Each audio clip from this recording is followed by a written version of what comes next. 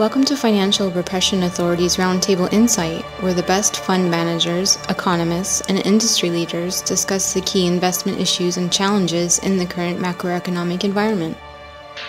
Hi, welcome to FRA's Roundtable Insight. This is Richard Benuli.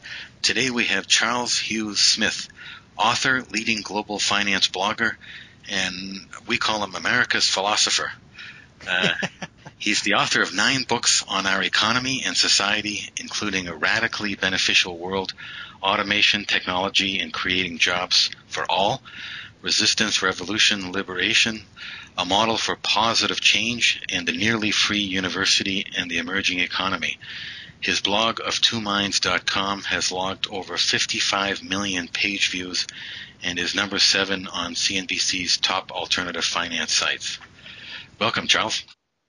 Thank you, Richard. That probably overstates my expertise, but I am fascinated by all the financial events that are unfolding in our era. Yeah, it's crazy out there. Today's topic would like to focus in on one bubble, the commercial property, commercial real estate bubble. This appears to be not only something that's happening in the U.S., but globally. Your thoughts, Charles? Well, Richard, when you propose we talk about this, I pulled up some charts, and one of them we could start with is the price index, the commercial property price index, which has now exceeded the previous bubble top in the 2007-2008 period by about 25%. So we've got a bubble that exceeds the previous high. Yeah. And that should alert us to the potential for some downside here. And if we look at commercial real estate loans at banks, then we see the chart almost as an exact overlay of the price action. In other words, we've got more loans by about 25%, basically $2 trillion of U.S. in commercial real estate loans. And so what makes that sort of sobering is if we look at the retail square footage per capita, in other words, per person, then we find that the United States is it has multiples, and so does Canada. Actually, has multiples of what other countries, advanced post-industrial countries like France and Italy, they have like 2 or 3 square foot per person, and the U.S. has almost 25, and Canada has almost 15. So it looks like we've got a situation where there's a lot of leveraged debt on an overbuilt sector. And you mentioned also they're still building, and there's a lot of places that have been overbuilt. Yeah, I dug up a chart that says retail space under construction. Now, this was a year ago, first quarter 2016, but there's millions of square feet of shopping centers, malls, and specialty centers still under construction. And as you and I were speaking about before we started recording, now if these are all in extremely hot markets, like Toronto or Vancouver, Silicon Valley, Brooklyn, of course, then there's going to be a demand for this kind of space. But these white hot markets are fairly limited, and so there's a suspicion that there's a lot of space being added to an already extended inventory. So what's happening here? Is this the result of various aspects of financial repression in terms of repressed low interest rates by central bank policies? Is it also due to a massive credit expansion around the world, from various increases in debt or quantitative easing programs? Yeah, Richard, I think we all know that these kinds of bubbles in fixed assets are driven by super low interest rates and enormous liquidity and a tremendous expansion of credit. I mean, the number that sticks in my mind is China's banking sector and shadow banking sector have, by most accounts, created $30 trillion U.S. dollars equivalent in new credit in the past few years. And so these trillions of dollars of new credit money is now sloshing around the world. And you just mentioned to me, told an anecdote about real estate in Toronto, which we all know is beyond white hot. Yeah, there's this is in the residential market, but essentially there was a location just north of Toronto a couple of months ago where they had planned, and it hasn't been built yet, approximately 70 townhomes for prices in the over 1 million type of range. And we wanted to take a look. My wife and I, we stopped by later in the afternoon on the first day they opened the showroom, and by 4 p.m. everything had been sold. Just one day, that whole showroom was built just for that one day of showing, and the majority of the buyers were mainland Chinese buyers, many from Shanghai. And then the question is, why is this happening? Are they looking for a plan B as there's an emerging credit bubble crisis in China? Is it just money looking to be parked somewhere from all of the credit expansion? Your thoughts on that? Yeah, I think that's absolutely the anecdotal evidence. Like when I speak to my Chinese friends who are from the mainland, then all of their friends, everybody that has good jobs and an income and some savings, I mean, every one of them has not only multiple properties in China, but they are seeking, as you say, a safe haven or a plan B in Australia, the U.S., Canada, and perhaps a little at the very high end in Europe, right? A flat in Paris or a winery in Bordeaux. But Richard, what we're really discussing is a mismatch between the amount of money pouring into commercial real estate and the actual return on that investment. Like I have a chart here that's called U.S. metro area vacancy rates, and there's 3 lines. One is apartments, residential flats.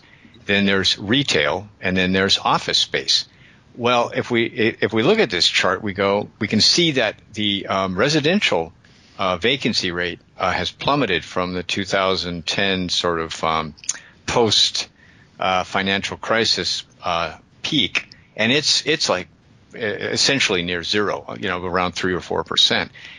But the retail and office vacancy rates are still hovering around 9 or 10%, which is way above where they were in 2007 and 2008. Mm-hmm. So with this vast expansion of credit, and some of that money is pouring into retail and office commercial real estate, but the demand really isn't there. And we know that because of this high vacancy rates. So what's going to happen? You also add a chart on commercial real estate credit derivatives, which gives an indication of the risk inherent in commercial real estate. Is this indicative of rising risks in that sector?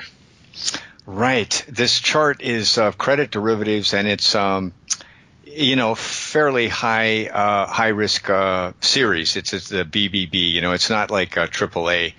And so this is the kind of credit derivatives that are sensitive to risk and interest rates, right? And so there was a very steep decline, a spike down about a year ago in the first quarter of 2016 in these commercial real estate credit derivatives, which showed that there was a heightened sense of we better get out now, right? Like, and limit our exposure to the derivatives, the credit derivatives on the commercial real estate sector.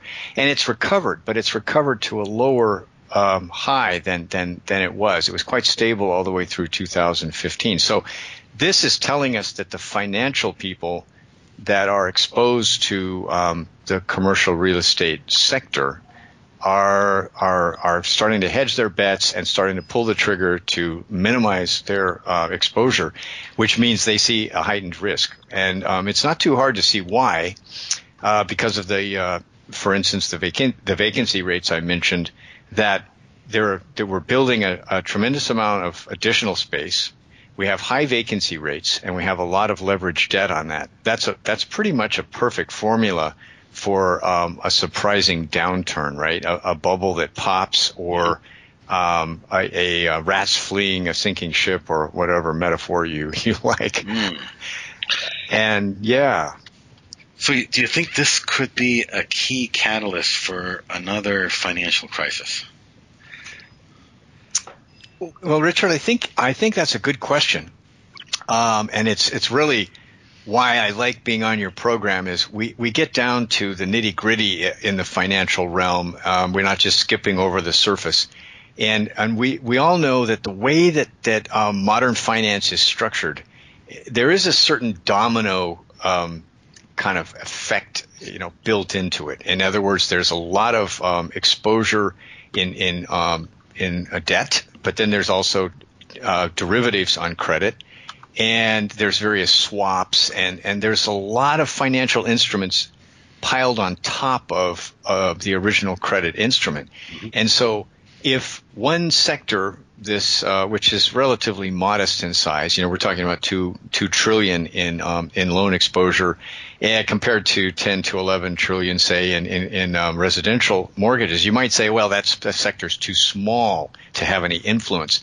But when a sector starts caving in, it starts imploding under the weight of bad debt and low yields, then it can trigger a psychological trend change to where every player in the financial markets suddenly decides that risk is increased and they need to exit or reduce their exposure. So they start selling other assets, not just commercial real estate. So that's where I think the danger lies, is there can easily be a domino effect. And we saw this in 2007, 2008. If you look at the size of the subprime mortgage market, I believe it was less than $1 trillion. Now, you'd look at this just based on the size. You'd say, well, there's no way that this relatively modest part of the total credit picture could collapse the entire system. But it increased the sense of risk, and as many observers, including former Fed Chair Greenspan, in an article a few years ago in Foreign Affairs magazine, he basically admitted that financial authorities like central banks can't really control that kind of sea change in the perception of risk. So we either get something like that in terms of a nominal crash in the commercial property market, or could it happen in real terms? By that I mean, if we look at even on the residential real estate side, some trends that have been happening recently is, especially in North America, is the idea of prices that are nominally stable, or even still going higher, but in real terms going lower. So real terms meaning if you price, the real estate in terms of ounces of gold, or a commodity basket, a basket of various commodities, or inflation type of measures, that you're not able to have that preservation of purchasing power. So if you take, for example, a commercial property divided by how many cups of Starbucks coffee or Dunkin' Donuts coffee you can buy today, and then you come back and 5 or 10 years from now, get a much lower number, even though maybe the nominal price has stabilized or even gone higher. Do you think it could unfold that way? Because that would also allow the governments to maintain property taxes and for various insurance type of programs, for those not to be cashed in, that could affect government budgets severely. Right, Richard, that's an excellent point, because it what you're bringing to the forefront here is that there are a lot of other players that are dependent upon commercial real estate maintaining its current price structure. And of course, local government is front and center because they extract a huge sum of property taxes from commercial real estate. And it also supports their whole ecology of business. In other words, you have a business park, then you have office workers, and that supports local cafes and restaurants, and then that supports housing that's constructed near the office park. And so there's this accretive function to commercial real estate. And so if a mall dies, its vacancy rate shoots up and customers just no longer have any reason to go there, that might be an isolated incident in terms of the local economy, but typically commercial real estate is supporting sort of an ecology, as I said, and so once that declines and vacancy rate shoots up, it doesn't just affect the owner of that property; it affects the entire ecology of the businesses that were basically living off of that sort of concentration of workers and customers. And so I'd like to mention a longer-term trend that eventually will impact commercial real estate, even with the financial repression of super low interest rates and abundant credit. And that's these generational changes. Like I have a chart here of the usage factor of the occupied office space per employee. In other words, how much space are employers now providing to each of their employees. And that number is plummeting from 2010. As businesses have to get more efficient, they need less office space, right? And if you combine that with flex work and working at home and teleconferencing and stuff like that, it's hard not to conclude that that we as an economy, certainly in North America and probably globally, are going to need less office space. And here's a quick anecdote. I mean, I was lucky enough to get invited to the new Facebook headquarters last year in Silicon Valley, actually the peninsula, and because one of our friends had a short-term job there. And it's a fun place to work. And so then it made me realize if you're just going to have a bunch of cubicles in a rectangular building, kind of a lifeless place, that's not going to cut it anymore. No, you have to have a really high-end Class A space with a lot of amenities, and that's the future. But that's extremely expensive, and so you're looking at companies throwing off billions like Apple and Facebook who can afford this. But I just think that the average office tower or office park is history is moving against it, and you can say the same thing about retail, right? That Gordon Long and I just did a program about the millennials, and anybody that looks at it knows that millennials prefer online shopping. They're not a fan of suburban malls. And so I think that generationally the tide of history is moving against the entire commercial real estate sector. So what's going to happen then to all these like dead malls and just a lot of corporate office space that is no longer being used to what it was originally intended for? Right. Excellent question, Richard. And I have a chart here that just tells us what's happening in the retail space. Is the number of store closings is reached an all-time high. It's far exceeded the 2008 financial crisis peak.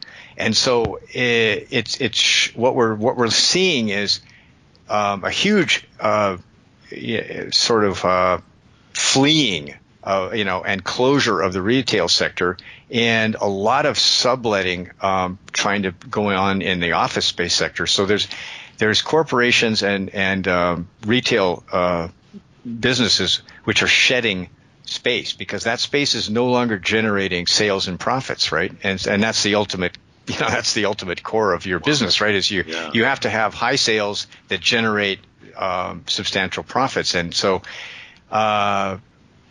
what do we do with all this empty space? And it's an excellent question, and a lot of people foresee the potential for moving these spaces into other uses. And I've anecdotally read accounts of empty malls being used for community college classes and this kind of thing. And that's all well and good, but I think what people are missing is if you're going to rent out a huge commercial real estate space for classrooms or some industrial use, like you mentioned before, the program of solar panel assembly, that tends to rent for something like 25 cents a foot, where retail was at $1 or even $2. So you're talking about a potential reduction of rental income of like 80%.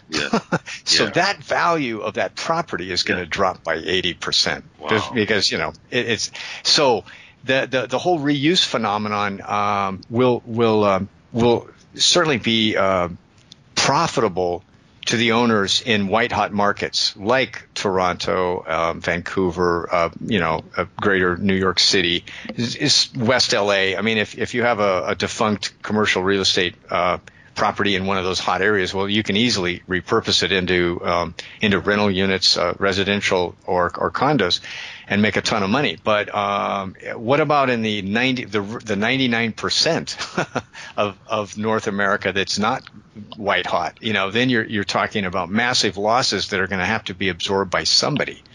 Now you spoke about the government can provide insurance, and but one way or the other, somebody is going to be absorbing these losses. And if those become, in my view, if they're orderly and they're sort of sub rosa, like they're occurring under the surface, then the system can absorb all those losses without triggering a crisis. But if it bubbles up and is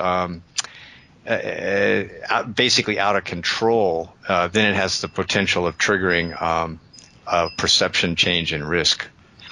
So to summarize, we have a large supply out there, but also the supply is increasing, right? They're continuing to build and have overbuilt in many areas.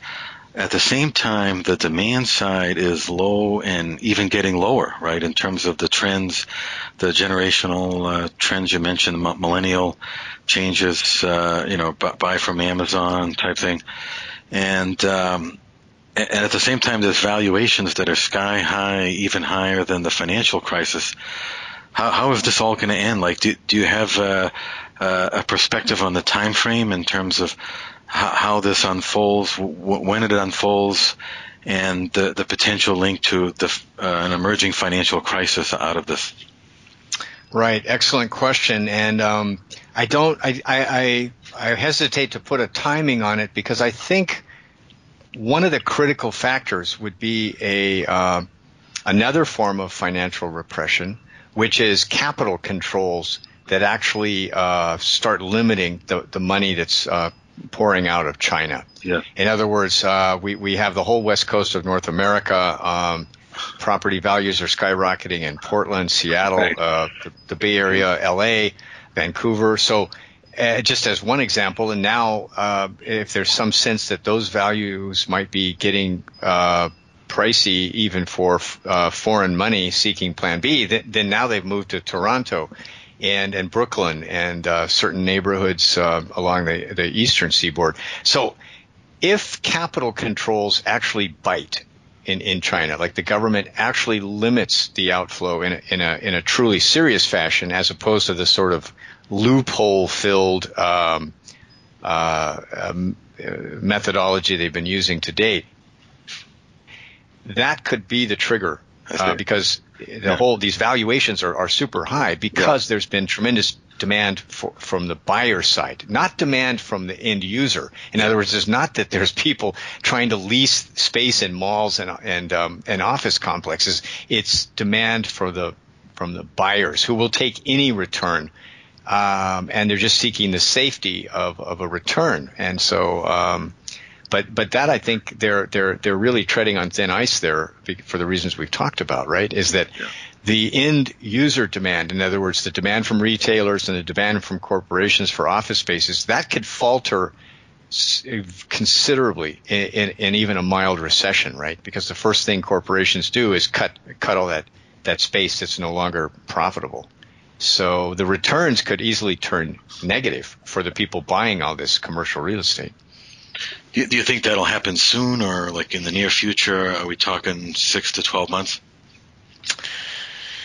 Well, Richard, it's an excellent question, and a lot of people I admire that they're very savvy financial observers see the pot bubbling over in 2018. That there's just a lot of reasons to think there's momentum through 2017, more or less steady as she goes, but the ship will start leaking in 2018, and I personally tend to think that the ultimate crisis would be in the early 2020s, 2021, something around there, simply because the central banks probably have just enough tricks up their sleeve to save the system one more time. So in other words, if we did get a global recession in, say, 2018, 2019, then they can kind of play the same sort of games to keep it afloat. But that they're kind of running out of rope to do that a third time. And so I would say the ultimate the collapse of valuations is maybe the 2020 4 years out instead of 2 years. I see. Very interesting. Yeah. Well, we'll have to see how it unfolds. It's just fascinating what's happening. A great insight, Charles. How can our listeners learn more about your work? Please visit me at of2minds.com, and you can look at my archives and read free samples of my books and check it out. Great. Thank you very much, Charles. We'll be back in another month or so for another discussion with you. Thank you. Thank you so much, Richard. My pleasure. The FRA Roundtable Insight Show is for informational and educational purposes only and should not be considered as a solicitation or offer to purchase or sell any securities. The investments, investment strategies, and investment philosophies discussed or presented on the show each involve their own unique risk factors which are not discussed on the show. Any discussions among the panel participants or responses to listener inquiries are based on the personal opinions of the panel participants and do not take into consideration the listener's suitability, objectives, or risk tolerance. Please be advised that you invest or speculate at your own risk.